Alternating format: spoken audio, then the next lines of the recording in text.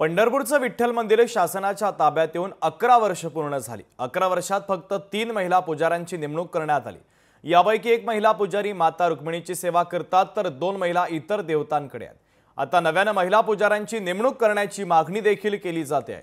याचा आढावा घेणारा लोकशाही मराठीचा हा खास रिपोर्ट आपण पाहूयात।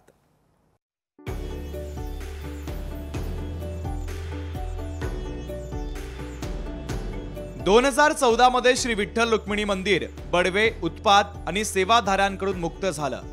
राज्य सरकारने मंदिर ताब्यात घेतलं त्यावेळी देवाची पूजा कोण करणार हा मोठा प्रश्न मंदिर समितीच्या समोर होता। समितीने पुजारी भरतीची जाहिरात प्रसिद्ध करून भरती केली।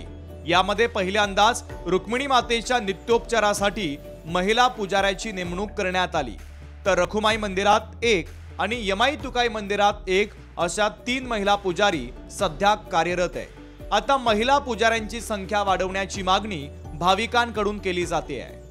पुजाऱ्यांमध्ये फक्त 3च महिलांचा समावेश आहे, तर या महिलांचा समावेश वाढवून काँग्रेसच्या आमच्या धोरणाप्रमाणे 50% महिला धोरणाप्रमाणे 50% पर्यंत कमीत कमी 50% आसपास जातील एवढ्या तरी महिलांचा पुजारी म्हणून सहभाग व्हावा ही अपेक्षा आम्ही मंदिर समितीकडून व्यक्त करतो।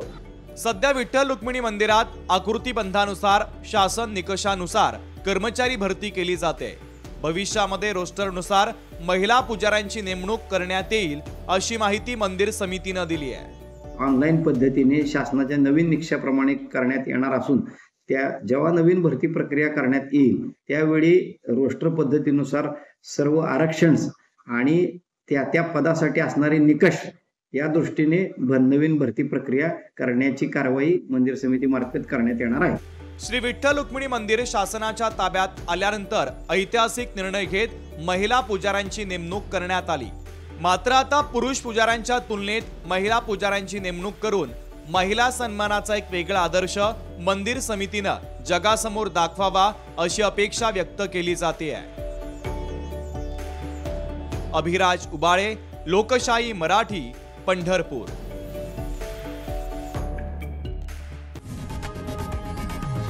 लोकशाही मराठी ऐका, पहा, जागरूक रहा।